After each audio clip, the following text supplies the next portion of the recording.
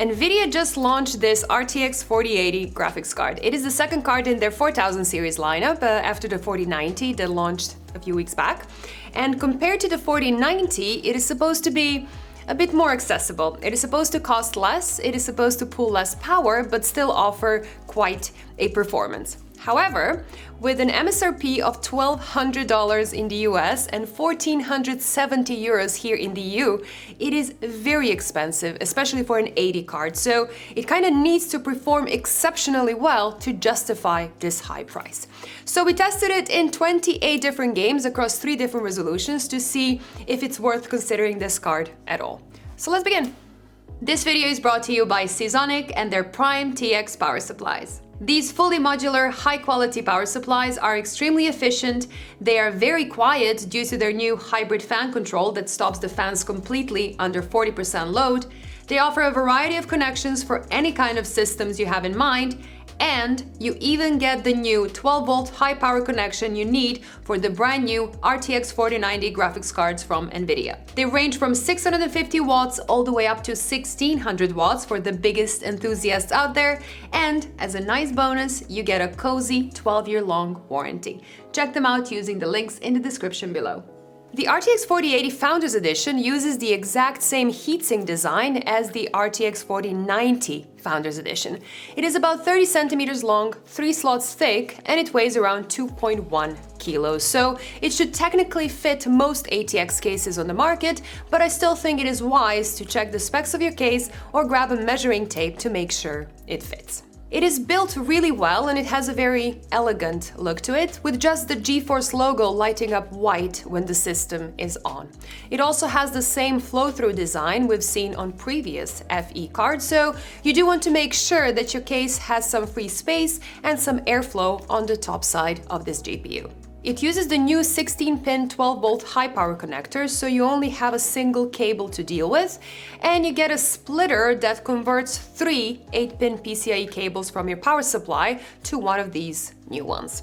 But the adapter is quite short and it is hard to cable manage it. Now, I was using the Seasonic native cable for all my testing, and that one is much longer, it is easier to work with, and it just looks better in my opinion. So if you want a longer cable as well, do check with your power supply brand, because most of them are sending out these cables for free, or you can also get something even fancier like CableMod, for example. On the back, you get a single HDMI 2.1 connection and 3 DisplayPort connections. If we look at the specs, the main thing to notice is the significant gap in cores between the 4080 and the 4090. If we look at the last generation, the gap between the 3080 and the 3090 was much smaller, but here there is a big gap in terms of CUDA cores, Tensor cores, as well as RT cores. The memory bus is also smaller, but you still get 16 GB of GDDR6X, which should be enough for any game at 4K resolution right now, but also in the foreseeable future. With a TDP of 320 watts, the 4080 is a lot more reasonable than the 4090, and as you will see later on, the actual power use is often even lower than that. Anyway, I'm going to compare this 4080 to 4 other cards that I have. The RTX 4090 because that is the current top tier option, the RTX 3080 because that is the predecessor of this card, the RTX 3090 because this card is currently selling for about the same amount of money as the 4080 MSRP, and the Radeon RX 6900 XT, which is AMD's current top tier card that you can get for around $800 or euros right now. Now, all cards are reference cards from Nvidia or AMD, except for the 3090 because I don't have the Founders Edition. So I use the MSI Supreme that does perform a few percent higher than the FE. So keep that in mind. And everything was retested on my i9 13900K rig using the latest drivers. But as always, if you want to know all the specs and details of my benches, they can be found in the description of this video. Starting with Spider-Man Remastered, the 4080 is off to a good start at 4K resolution, being 46% faster than the 3080 and about 19% faster than the 3090 in average FPS, as well as 1% lows that are shown in the brackets. It also leaves the 6900 XT far behind, but the RTX 4090 is significantly faster. faster. At 1440p, the 4080 closes the gap with the 4090, which is running into CPU limitations, and at 1080p, the CPU becomes the limit for most cards. The Division 2 shows similar results. The 4080 is a big upgrade over the 3080, the 6900 XT and the 3090, and especially so at high resolutions, but at 4K, the 4090 is 37% faster. Now, God of War shows more consistent scaling across both 1080p and 1440p resolution, where the 4080 sits nicely between the 3090 and the 4090. At 4K resolution, the gap between the 4080 and the 3090 is smaller, but the 4090 pulls even further ahead. World War Z is not that hard to run, and any of these cards would be just fine, no matter the resolution. But the 4080 does take that nice middle ground between the last gen and the 4090, beating the 3080 by 58% and the 3090 by 36% at 4K resolution. Assassin's Creed Valhalla is a bit harder to run, but it also scales well across all resolutions. At 4K, the 4080 beats the 3080 by 36%, going from about 80 to 109 FPS average. And that is something you would notice if you owned a fast 4K monitor. But the 6900 XT does well here too, proving that you can have a good 4K experience while spending significantly less money. In Troy Total War, the 4080 is ahead of the 3080 by about 30% across all resolutions, which is a decent upgrade, but once again, the 4090 is way ahead. The 6900 XT is not too far, yet again, with a 10% gap at 1440p and a 23% gap at 4K resolution. Far Cry 6 at high settings is limited by the processor at low resolutions, but at 4K, the 4080 does beat the 3080 by about 37%. Anno 1800 is not a particularly fast game, so even 100 FPS you get on last-gen cards are more than you really need, but the 4080 does do better, beating the 6900 XT by almost 50% at 4K. Again, the 4090 is way ahead. Shadow of the Tomb Raider is getting a bit old, but it does show a big generational improvement of the 4080 at Quad HD resolution and 4K resolution, and again, a big performance gap with the 4090 at 4K. Dying Light is pretty hard to run at 4K, but what is interesting here is not that the 4080 is a good generational improvement over the 3080, but that it stands out more at 1080p and 1440p than it does at 4K, where the gap with the 3090 is a bit smaller. Once again though, the 4090 is way ahead. In Cyberpunk 2077, the 4080 sits nicely in between the 3090 and the 4090 at 4K and 1440p, easily beating the 3080 and the 6900 XT. But at 1080p, the CPU limitation comes in. Now, these results are without DLSS on, and do keep in mind that this is tested in a heavy outdoor part of the game, so not using the lighter built-in benchmark that doesn't seem to truly represent the experience in this game. Wolfenstein Youngblood is a title that favors Nvidia, and it scales well with RTX cards in general. Watch Dogs Legion hits a clear CPU bottleneck at low resolutions, but at 4K, the 4080 is beating the 3090 by 32% and the 3080 by 50%. Assassin's Creed Odyssey is another game where the 4080 easily beats the last generation cards, but gets beaten by the 4090 yet again. Borderlands 3 is another example where the 4080 seems to be relatively more comfortable at lower resolutions, where it beats the previous generation easily, than at 4K, where it sits much closer to the 3090. Doom Eternal is a game that runs so well that no monitor can display the differences at any resolution or refresh rate, but it does nicely show the scaling potential of the 4080 even at low resolutions, where the 4080 is far ahead of anything else from the last generation. In Dirt 5, on high settings with some RT features enabled, the 4080 beats the 3080 by about 40 to 50% depending on the resolution, which is nice for fast 4K monitors in particular. The 4090 though is 30 to 40% ahead at high resolutions. If we look at Formula 1 2022 without DLSS enabled, AMD really struggles with this title, not even hitting 30 FPS on a 4K resolution and barely passing 60 FPS on 1440p. So in comparison, the 4080 looks a lot more attractive with 103 FPS on Quad HD and 62 FPS on 4K. But the 4090, again, does even better here.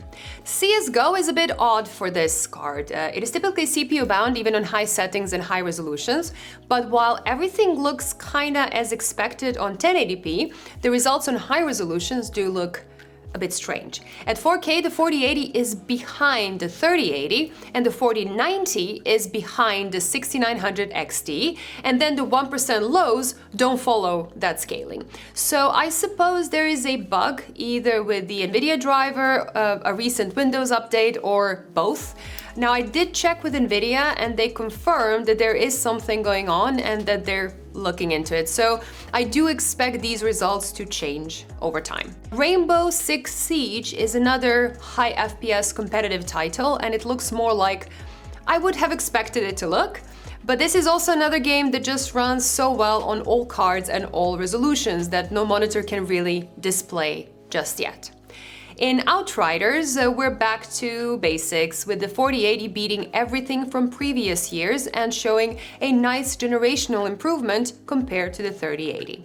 But for that handful of die-hard competitive Outriders players out there, the 4090 is 19% ahead on 1440p and 34% ahead on 4K resolution.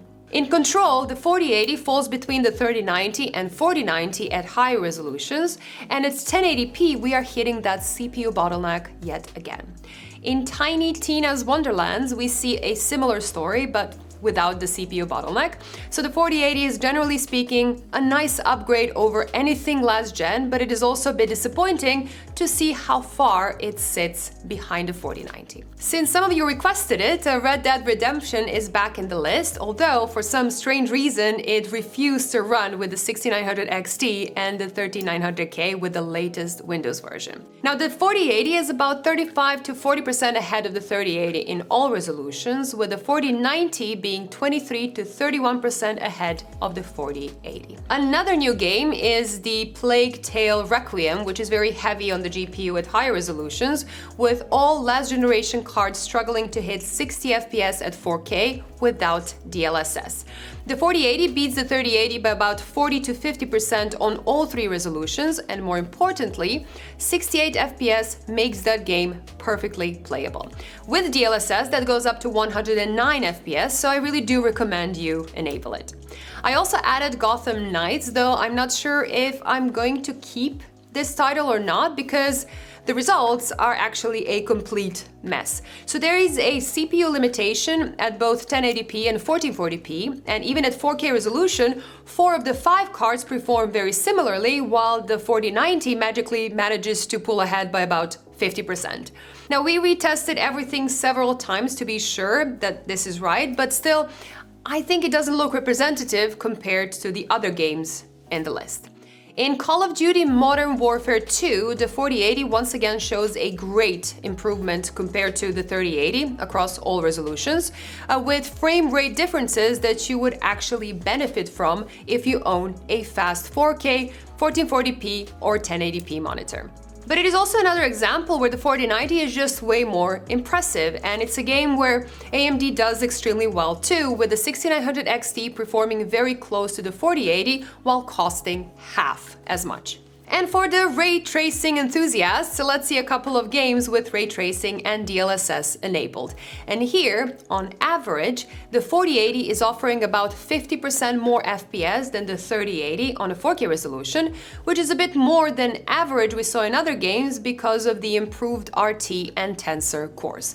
But I don't think that these results change the overall story of the 4080. It will be completely fine for that impressive 4K gaming, but going for a 4090 will come in handy in heaviest of ray tracing titles like Cyberpunk 2077, for example. So let's summarize all this. If I compare the 4080 to its predecessor, the RTX 3080, the 4080 is ahead by 31% on average, even at 1080p, where many games are restricted by the CPU performance. In 15 games, the 4080 is more than a third faster, with some of those titles showing an improvement of 50% or more. At 1440p, there is a 42% of a difference between them on average.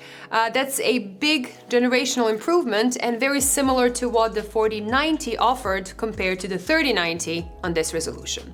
Now, normally, you would expect a newer, higher generation card to pull further ahead as the resolution goes up, but at 4K, the average percentage between them remains at 42, or just slightly more if we discount the CSGO result, which is likely a bug. Now, that is still a big jump, but it's smaller than the 60% jump that the 4090 made compared to the 3090. If you compare it to the AMD's current best card, the 4080 is ahead by about 24% on 1080p, losing by a small margin in 3 games, but winning in 23 titles, and in 20 of them by a 10% margin or more. At 1440p, the average margin goes up to 32%, with 23 out of 26 games showing a margin of 10% or more, and 18 out of 26 games by 25% or more. At 4K, the 4080 beats the 6900 XT by a 39% average, or just over 40% if we discount the likely bugged CSGO result. The 4080 wins in 21 games by a margin of 25% or more, which is definitely a significant upgrade. But the bigger problem here is the price. So I can currently buy a 6900 XT for just under 800 euros, while the 4080 MSRP is almost twice as much. And there is a high possibility that you won't be able to find one at MSRP at all. And even if you account for Nvidia's feature advantage, like better ray tracing performance, like DLSS support, double encoders, and so on, those things become a tough argument when you need to pay more than twice as much for a 40% of an improvement in rasterization performance. And if we look at the RTX 3080, it is the same story. You can buy one for 850 to 900 euros nowadays. And the issue I have here is that for anyone that is willing to spend more than $1,200 or euros on a super high-end card, you might as well add a bit more and get a 4090 instead. Now, in the past, the top-tier Nvidia cards were always super expensive while being barely faster than the next one in line. So the 1080 Ti and the 2080 Ti weren't that much slower than the Titans, and the 3090 was not that faster than the 3080. But with this generation, the 4090 is ahead of the 4080 by 20% on 1440p and 34% on 4K, which is a huge difference. Now, the 4090 is more expensive, but if you can afford a 4080, the 4090 doesn't seem that far off in price, while it gets you a far better product. Having said that, you should think about what you really need depending on the resolution you plan to game on. Because when we look at a 1440p summary, almost every game runs at over 144 FPS, and every game in my list that scored less than that includes DLSS, which would put it way over. And it is pretty similar at 4K, so most games easily run at 100 FPS or more, and every game in this list that scored less than 100 includes DLSS, which would put it above that 100 mark. The only exception is Tiny Tina's Wonderlands at 94 FPS, but that still means you get a fantastic gaming experience with a high refresh rate, 4K monitor, and an RTX 4080. Now, another thing to consider is power draw, because the 4080 did all of this with an average power draw of around 300 watts, which is less than the 3080, which is way less than the 3090 I used, and which is considerably less than the RTX 4090. The performance per watt of this card is just great overall, which means that a good 750 watt power supply can handle this card just fine, even when paired with a high-end CPU, and it also means that it will be easier to keep it cool.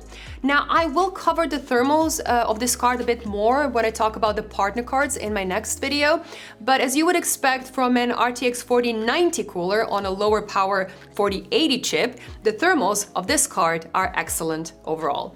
The cores generally stay under 60 degrees with the memory and the hotspot just above that, and at 40 decibels, it is a pretty quiet card.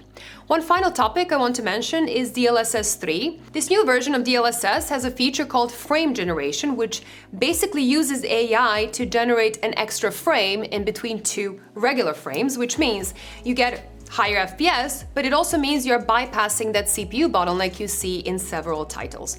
Now, frame generation only works with these new cards, so I cannot really compare it to previous generation, and so far it is only included in a couple of games, but Nvidia is pushing this hard and it should be available in about 15 titles by the end of this month. Microsoft Flight Simulator is a great example of how DLSS 3 could benefit us. It is an extremely CPU-bound game, so even with the latest GPUs, you're struggling to hit 100 FPS regardless of your graphics quality setting. With DLSS 3 frame generation enabled, the frame rates just went up and it looks and feels much smoother. There is a slight latency penalty, but in a slow game like this one, that isn't nearly as noticeable as the FPS increase. Formula 1 2022 is a much faster game and it is also heavy to run, especially with all graphics settings set to high.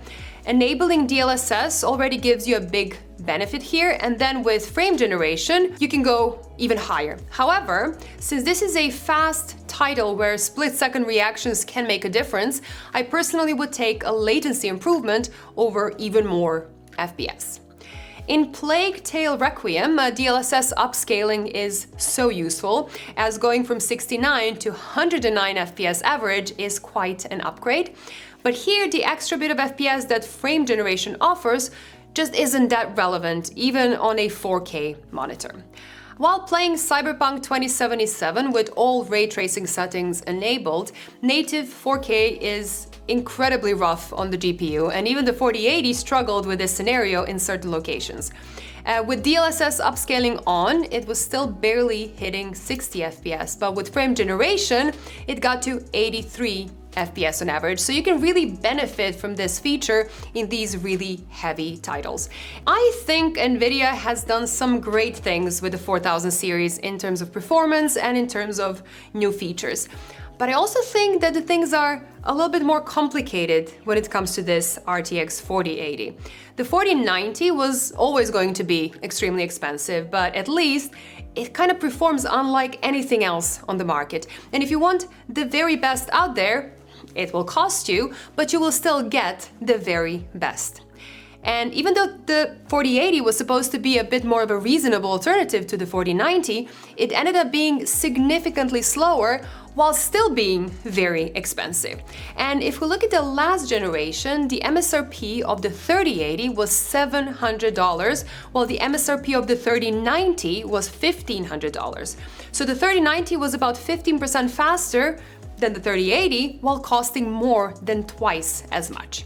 And now the MSRP of the 4080 is $1,200, while the MSRP of the 4090 is $1,600. So the 4090 is 33% more expensive while offering 34% more performance on higher resolutions, which just makes it way more attractive than the 4080. And I would say there is definitely a market for this card performance-wise, because it sits nicely between the 3090 and the 4090. It doesn't pull as much power and it is much easier to keep it cool and to keep it quiet. But for this card to make sense, I think the price needs to go down significantly. And I also think that Nvidia kind of knows this, because I suppose they want to sell their 3000 series stock with as much of a margin as possible, because a cheaper 4080 would also push the 3080 and 3090 prices down. But it also might change after AMD launches their new graphics cards in December, assuming that what they promised ends up being true. So there is so many things going on here at the moment. Now, AMD isn't going to compete with the 4090, so if you want to pay more for the best performing card, just grab one of those. And if you are looking for a card that is more in this tier, I would wait a bit longer to see what AMD has to compete with and what the prices will be in a month or so. Anyway, that is all I have for today. I'm so sorry for this long video, but thank you all for watching. If you liked it, make sure you subscribe to my channel, because I will be going over the rest of the 4080 partner cards I have and comparing them to this Nvidia Founders Edition. So stay tuned and see you all in the next one. Bye!